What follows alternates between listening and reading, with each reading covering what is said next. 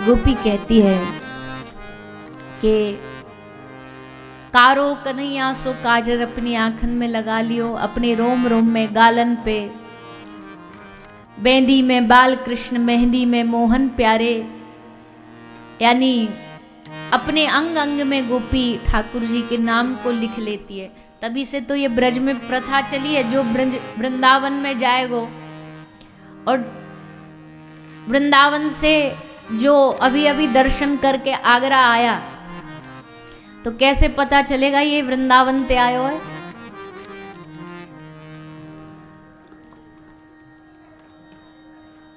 सबरे एकदम छपके आमे वहां थे, समझ में आ जाए ये फलानी जगह घूम के आए, ठप्पा लग जाए उन पे कि अब ये राधे राधे वाले हैगे, अब ये राधा रानी वाले हो गए, तो यहाँ छाप देंगे, यहाँ छाप देंगे, यहाँ छाप देंगे। और छोटे छोटे बच्चा और घूमते रहते हैं वो हाथ में लेके, तुम पैसा ना भी दो, अरे बाबूजी लगवा लो, बाबूजी लगवा लो, अरे मत दियो पैसा मत दियो। ब्रज के बालक बोलने में बड़े चतुर रहे, ऐसी बात बोले सामने वालों को फिर करवानी पड़े। बोल बाबूजी 10 रुपया के नहीं इतना कर रहे हो, ले फ्री में लगा देंगे। अब जब लगा दे तो फिर आदमी को लगे अरे चल लगा दियो, 10 रुपया दे ही दो। अब ये चतुराई ठाकुर जी ते ही सीखी है इन सबन ने।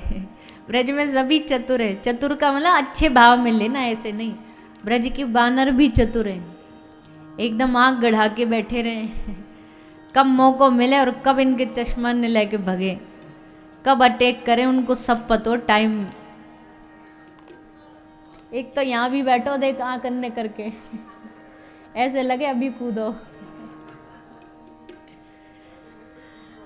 है। हाँ फ्रूटी वालों सेटिंग है। अब भैया कछु तो देनो पड़ेगा, कछु दोगे तभी वापस देंगे। हमने एक न्यूज़ पढ़ी, बड़ी हंसी आई पढ़ के। एक गवर्नर आए, कोई कहीं के गवर्नर थे, तो गवर्नर की प्रोटोकॉल होती है, बहुत प्रोटोकॉल होती है गवर्नर की, और साथ में एक वो होते हैं वो सर पे टोपी पहन के रखते हैं। तो जैसे वो गवर्नर आई तो वही टोपी लेके भगो। तो बोले सोच रहे होंगे तुम गवर्नर अपने यहाँ के तो हम ही गवर्नर हैं टोपी लगे, का प्रोटोकॉल निभाओगे बताओ? बंदर को थोड़ी ना जेल में डाल दोगे। तो बड़े चतुर हैं, बड़े उद्यमी है, आनंद ले रहे हैं ये सब ब्रज में। और देखो कहीं ब्रज में कोई बानर तुम्हारो पन्नी में ते सबरे प्रसाद ले जाए, तुम जा रहे हो ठाकुर जी को चढ़ाने, मिठाई को डब्बा लेके भग गए हो, तो बुरा नहीं मानियो, ये मत सोचियो अरे ये तो हमारो प्रसाद खराब है गो। ये सोच के खुश है जाइयो कि अगर इन बंदरन ने पालियो ना तो मतलब साक्षात बिहारी जी ने पालियो। बिहारी जी तक डब्बा जातो पतो ना, फिर भीतर जातो नहीं जातो, भोग लगतो न लगतो, पर इनने पालियो मतलब इनके भीतर ही ब्रज में वृंदावन में इनमें ही बिहारी जी हैं, यानी डायरेक्ट तुम्हारा प्रसाद ठाकुर जी तक पहुंच गो। ऐसो विचार करना चाहिए, ऐसो मन में भाव रखना चाहिए। तो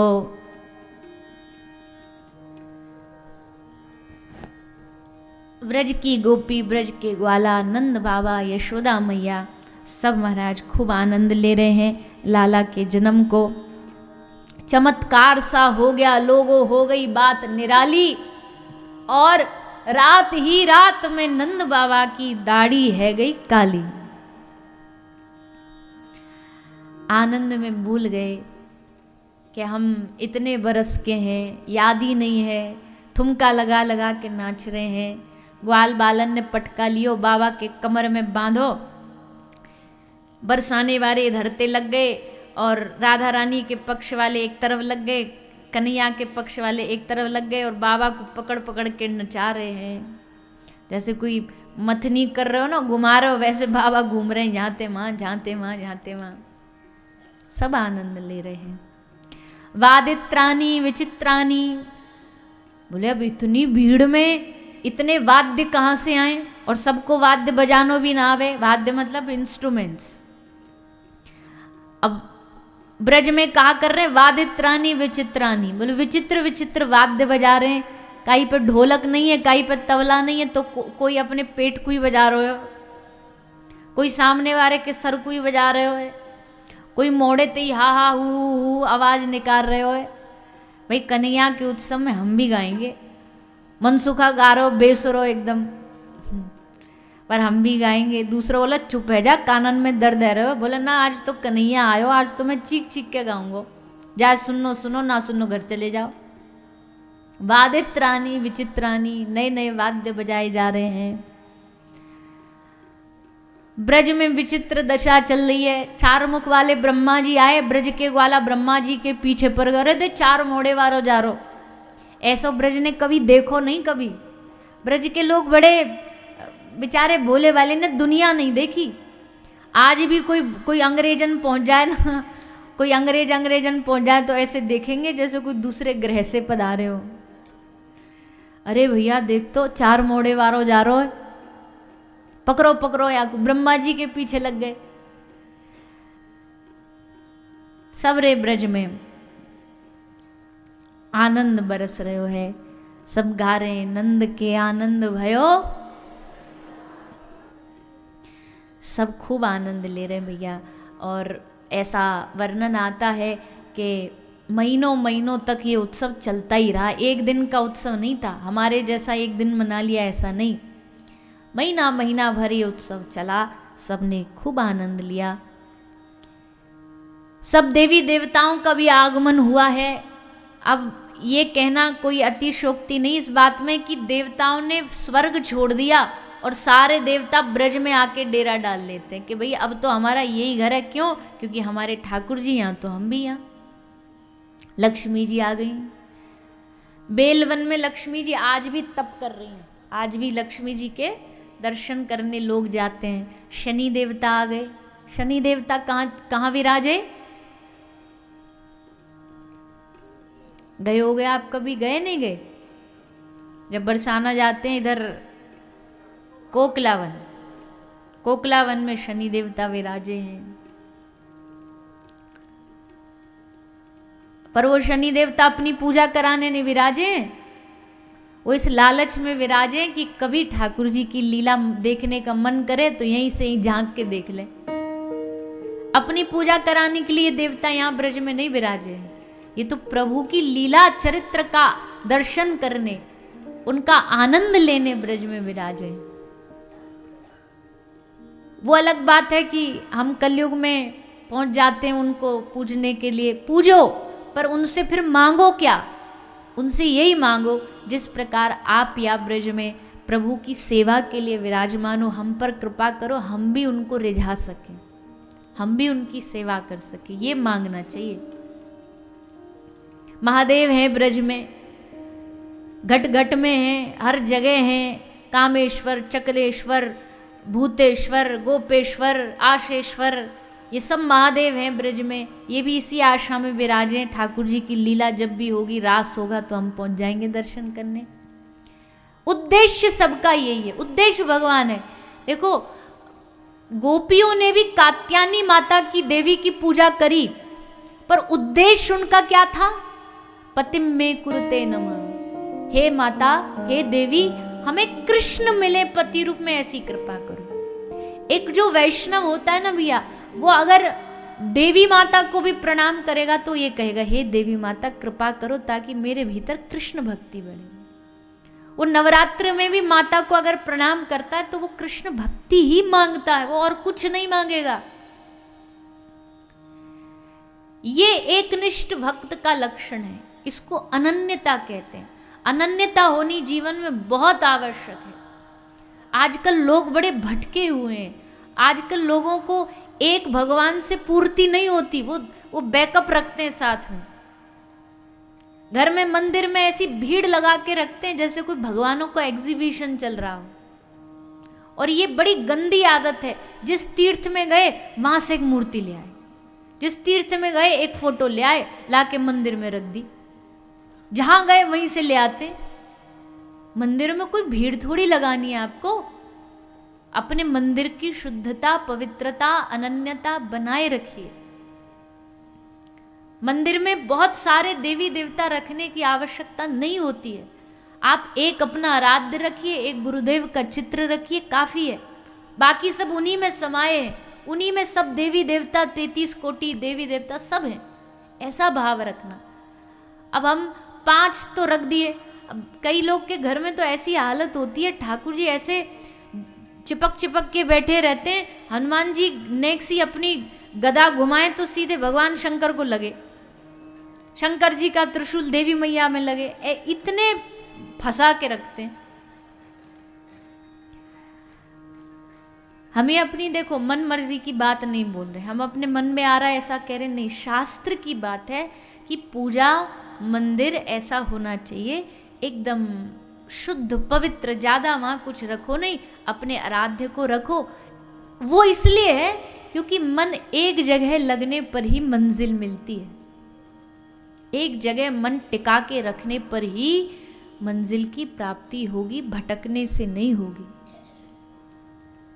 और अगर किन्हीं के घर में पहले से हैं बहुत सारी मूर्ति पुराने टाइम से, तो उनका रख भी रहे हो तो थोड़ा लेवल का ध्यान रखो। लेवल का मतलब अब देवी देवताओं को भगवान के बराबर में नहीं बैठा सकते आप, संकोच होता उनको। हनुमान जी को अगर राम जी के बराबर में बिठा दोगे, बताओ वो अच्छे से बैठ पाएंगे? हनुमान जी इसी संकोच में बैठे रहेंगे, मेरे स्वामी के बराबर बिठा दिया, मेरे स्वामी के नीचे चरणों में मुझे बिठाना चाहिए, तुमने हनुमान जी की मूर्ति राम जी के बगल में रख दी। ऐसे नहीं रख सकते। ऐसे अन्य और भी देवी देवता हैं जो भगवान को आराधना करते हैं, तो उनकी आराधना में ये अपराध बन जाता है। इसके लिए गुरु की मदद लें और गुरु जैसा बताएं उस अनुसार पूजा करें। तो सब आए ब्रज में, देवी देवता पधारे, भगवान भोलेनाथ पधारे दर्शन करने के लिए। ठाकुर जी छोटे से ही हैं, छोटे क्या 4 दिन के हैं, और महादेव आ गए भगवान का दर्शन करने के लिए।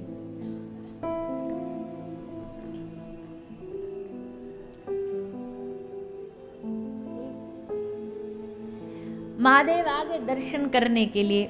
महादेव को लगा कि भैया ऐसा मौका, ऐसा चांस बार बार नहीं मिलता है। भगवान को भगवान रूप में तो बहुत बार देखा है हमने, आज बाल रूप में देखें। आ गए महादेव, आकर के मैया से द्वार पर भिक्षाम देही निवेदन किया। और जैसे भिक्षाम देही का निवेदन किया तो माता यशोदा बड़ी खुश हुई। दरवाजे पर संत पधारे हैं, साधु पधारे हैं।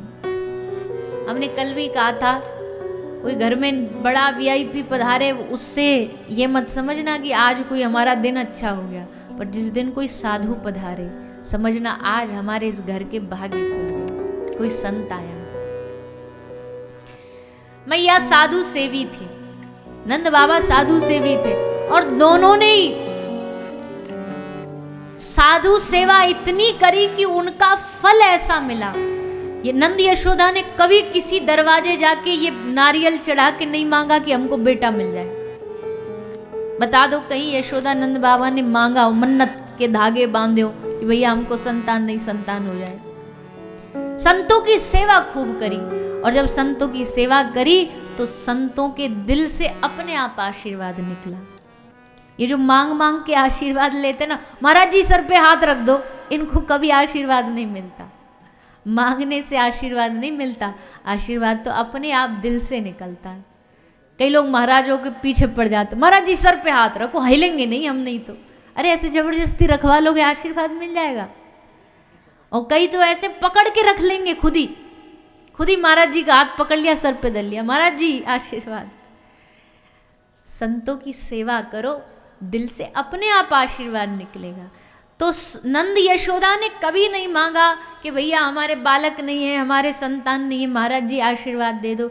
संत सेवा करी, और ऐसा लिखा है एक बार कुछ साधु आए थे, मैया बाबा ने इतनी बढ़िया सेवा करी, जैसे जान लगे बाबा ने प्रणाम करी, मैया ने प्रणाम करो, तो बाबा ने हाथ उठा के आशीर्वाद दे दियो, पुत्रवान भव। यशोदा मैया देखे, नंद बाबा देखे साधुन को, बाबा जी कहा बोल रहे हो आप, उम्र देखिए हमारी 80 तो है गई, या उम्र में कहीं बालक होगो, ऐसो आशीर्वाद ने कुछ देख के देते, न सोच समझ के देते। संतन ने कही बाबा जो आशीर्वाद सोच समझ के दियो जाए वो आशीर्वाद नहीं है, आशीर्वाद तो निकल जाए। और संतन को आशीर्वाद तो कई कथाएं हैं ऐसी इतिहास की कि भगवान ने कह दिया कि तुम्हारे जीवन में 7 जन्मों तक संतान नहीं, संत ने आकर के आशीर्वाद दे दिया कि तुम्हारे घर में संतान होगी, और बस भगवान ने अपनी लेखनी मिटा दी। क्यों? संत का वचन रखने के लिए। ऐसा ही आज नंद यशोदा के जीवन में हुआ। उनकी कृपा से, साधु सेवा से उनके घर में लाला पधारे हैं। तो आज मैया को जब पतो लगी बाहर एक बाबा जी आयो, मैया बड़ी खुश हुई, भाग के गई, दौड़ के गई। पर भैया ये बाबा जी तो सबते अनोखो बाबा है, ऐसो बाबा तो हमने आज तक देखो ही ना। काई के गले में कंठी बंधी रे, काई के गले में माला झोरी लटकी रे, यूँ पहलो बाबा है जाने गले में सांपन को हार पैर रखो है, सांप लटका रखे हैं, भस्म लगा रखी है, भभूति लगा रखी है, बागंबर पैर रखो है, कानन में बिच्छू, हाथन में सांप, मुंडन की माला। मैया भाते तो एकदम भगी आई, एकदम एक्सप्रेस बनी हुई भगी भगी, और जैसे बाबा को देखो तुरंत ब्रेक लगा दी। दूर ते ही ये बाबा को प्रणाम करने की आवश्यकता नहीं, दूर ते ही प्रणाम कर लूँ मैं तो दूर ते ही खड़ी है के प्रणाम करने लग गई। बाबा अब घर आए, साधु को भीतर तो ना ले जा सकूं, एक आध सांप उतर के घर में घुस गए तो मैया डरी डरी दूर ठाड़ी है के दर्शन कर रही है। निवेदन करी, बाबा कहाँ खाओगे, कहाँ पियोगे, कहाँ लोगे? बाबा ने कही हम ना लेंगे, हम ना खाएंगे ना पीएंगे, मैया खावे पीवे नहीं आए। तो बाबा पहनने को ले लो कछु। और ब्रज की मैया ना एकदम धाकड़ होती हैं, कछु बोलने का ही को भरोसो नहीं। एक बाबा जी आए ब्रज में एक अम्मा के घर, बूढ़ी मैया थी। बोले बाबा चाय पिएगो? बोले ना मैया हम चाय नहीं पीते। बाबा दूध पिएगो? न बाबा हम दूध ना पिएंगे, अभी भूख नहीं है। तो बाबा फल खाएगो? बोले ना फल भी ना खाऊंगो। तो बाबा रोटी खा ले? बोले ना रोटी भी ना खाऊंगो। तो का बाबा जहर खाएगो? ऐसी हो मैं ब्रज की मैया। साधुनते भी एकदम धौंस जमा के बोले ए बाबा यहाँ न्यो नहीं बोलेंगी बाबा जी महाराज जी, ए बाबा कहा कर रहे हो, ना काय को आयो है, ऐसे तू तड़ाक। और ठाकुर जी नहीं छोड़े इनने तो बाबा को का छोड़ेंगे? ठाकुर जी कोई तू तड़ाक बोले, क्योंकि बात तू में भी प्रेम है, बात तू में भी स्नेह है, लाड़ है। बोली मैया, बोली बाबा तू कछु भी ना लेगो? बोले ना लूंगो, पर मेरी मर्जी की चीज दो। हाँ बाबा बता तुमको क्या चाहिए? ले मैया मैं तेरे लाला को दर्शन करने आया हूँ, तेरे लाला को मुख देखने आया हूँ। मैया बोली बाबा जी तो तैने बड़ी खतरनाक चीज मांग ली। सोनो मांग तो सहज में दे देती, हीरा जवाहरात मांग तो सहज में दे देती, पर तैने तो मेरो प्राण कन्हैया वाको दर्शन मांगो। और मैया कहती है बाबा दर्शन करावे में वो कोई दिक्कत ना है, पर बाबा तेरो रूप तेरे लक्षण तो ना है दर्शन करावे जैसे। तो ये देख के मुई बुढ़ापे में डोकरी को डर लग रहा है। मेरो छोरा तो 4 दिन को, और बाबा बड़े प्रतीक्षा के बाद भगवान ने कृपा करी है। बाबा जान जोखिम में नहीं डालूंगी, बाकी मैं तो ये दर्शन नहीं कराऊंगी, तेरे सांपन ने देख के मुझे डर लग रहा है। बाबा बोले ना ना मैया तो डर लग रहा हो, तेरे छोरा को ना लगेगो, तेरा छोरा तो सांप पे सोवे है, तू जाने नहीं है वाकू, सांप तो वाको बेड है, सैया है वाकी, शेषनाग पे सोवे। अब मैया बाबा को देख, मैया को लगे बाबा बाब रोए गए। मैया कह रही बाबा तो को कछु अतो पतो है ना, हमें लगे तू कहीं और जानो चारो, गलत एड्रेस पे आ गए हो। सांप पे काहे को सोएगो मेरो छोरा? पल्ला में सोवे, गद्दा पे सोवे, मेरी गोदी में सोवे, सांप पे क्यों सोएगो? ठाकुर जी बोले मैया थोकू सबरी हिस्ट्री ना बता सकूं मैं, अब इतने में ही समझ जा, तू मानेगी नहीं, पर बस लाला के दर्शन करा दे। मैया बोली मैं नहीं कराऊंगी। बाबा बोले मैं तो करूंगा। मैया बोली दिखा कैसे करेगो? जब मैं लाला को लेकर ही नहीं आऊंगी बाहर तो तू कैसे कर लेगो? बाबा बोले तू जाने नहीं मैया, हम योगी हैं, योगी की हट बड़ी खतरनाक होती है, मैया बोली बाबा तू भी मोकू जाने नहीं, मैं ब्रज की डोकरी हूं और मेरी भी हटकाई ते कम नहीं है, मैं नहीं दर्शन कराऊंगी। सो महाराज दोनों एकदम आर पार की लड़ाई में ठाड़े गए। मैया भी एकदम अड़ी खड़ी हैं और बाबा भी अड़े खड़े हैं। अब बीच में फंस गए कौन? वो जो भीतर सोए बैठे वो फंस गए। जैसे होए ना कि पत्नी और माँ, सास और बहू की लड़ाई में जैसे छोरा फंस जाए बीच में। अब मैया की कह दे तो बहू को मोड़ो फूल जाए, और बहू की कह दे मैया के अच्छा 4 दिन की आई हमारी बात नहीं सुनेगो, अब या की सुनेगो। सो वैसे ही ठाकुर जी फंस गए बीच में। अब मैया की माने तो बाबा नाराज और बाबा की माने तो मैया नाराज। करूं तो करूं का? ठाकुर जी को भोलेनाथ बाबा मन ही मन संदेश दे रहे हैं, बोले प्रभु कुछ करो कुछ करो, ने आ जाओ बाहर तक। अब ठाकुर जी बोले आए तो कैसे आए, 4 दिन को बालक थोड़ी ना चल देगो, और भैया बालक बन के आए तो बालक जैसे ही बिहेव करना पड़ेगो। चमत्कार दिखा नहीं सकते, भगवान चमत्कार नहीं दिखाते। बालक बने ऐसे ही आए जैसे बालक आता, रोते हुए, फिर धीरे धीरे बड़े हुए, फिर चलना भी सीखा। ये नहीं हम भगवान हैं तो जन्म लेते ही भागेंगे, ये सब चमत्कार नहीं करे ठाकुर जी। तो श्री भोलेनाथ जी ने भगवान को प्रार्थना करी, निवेदन करी। भगवान ने उस निवेदन को स्वीकार किया। बोले चलो बाबा आपके लिए कोई रास्ता निकालते हैं। ऐसे टाइम में तो आप आ जाते हो, ऐसे ही आ गए थे जब राम अवतार हुआ था। अब हर अवतार में पहुंच जाते हैं और रूप ऐसा कि भीतर एंट्री नहीं मिलती, फिर कुछ ना कुछ कहानी बनानी पड़ती है।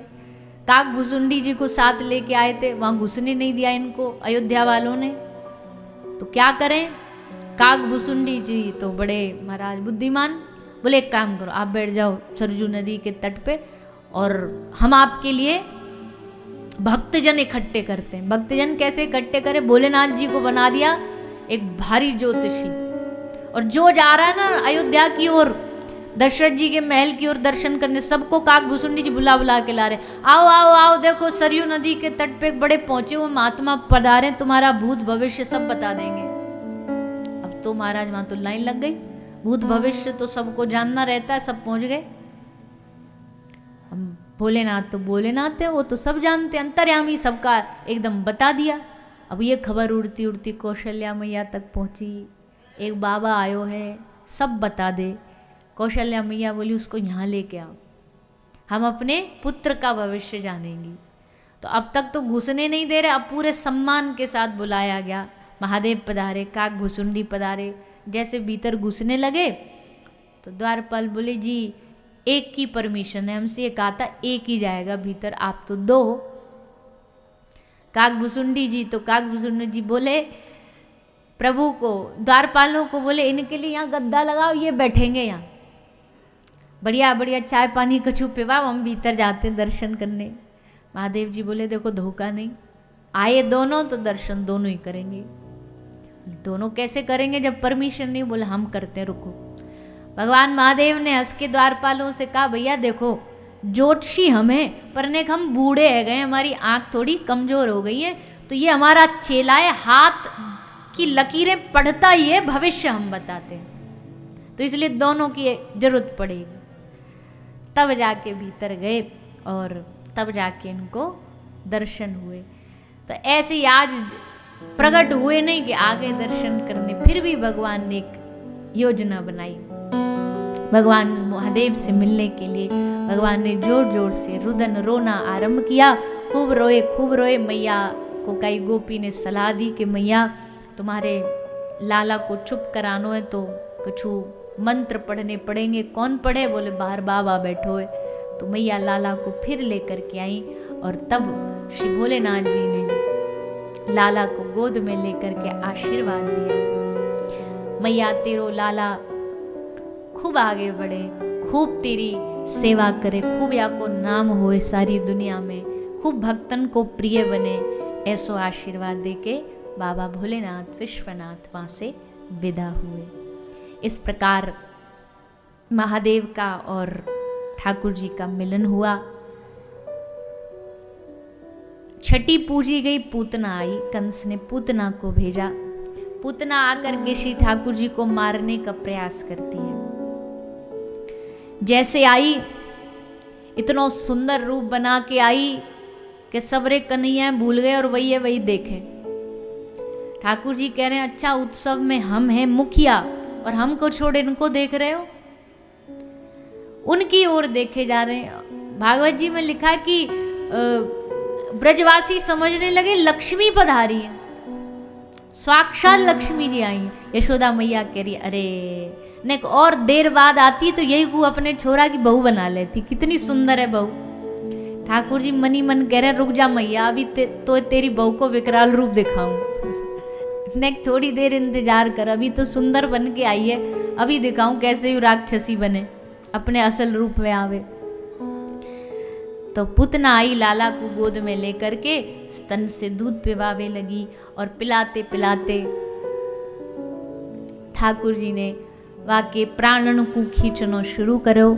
प्राण खींचे तो घबरा के कन्हैया को लेके उड़ गई। सबरे ब्रजवासी देखते रह गए, ले गई लाला को उड़ा के ले गई। सबरे भागे पीछे पीछे और अपने वही वेश में आ गई, राक्षसी वेश में, लंबे लंबे दांत, केश फैलाए हुए, और लेकर के लाला को उड़ती गई और जाके ठाकुर जी ने वहाँ के प्राणन को खींचो, प्राण सोख लिए और वहीं पूतना जा गिरी धरती पे जमीन पर, और वहीं वहाँ को ठाकुर जी ने उद्धार कर दियो। इस प्रकार पूतना पर ठाकुर जी ने कृपा करी। फिर सक्टासुर, तृणाव्रत आए, इन पर भी ठाकुर जी ने कृपा करी। इन सब दैत्यन को दार करो। इन सब दैत्यन को एक शॉर्ट में ही निपटा दें हम, क्योंकि आगे ठाकुर जी की लीला भी है। भगवान को नामकरण हुआ, श्री गर्गाचार्य जी आए, आके लाल जी को नामकरण करो। अनेक नाम रखे गए पर एक नाम विशेष कृष्ण रखा गया। क्यों? ये सबके चित्त को चुराते हैं, सबके मन को चुराते हैं, ऐसे श्री कृष्ण नाम को रखा गया है। फिर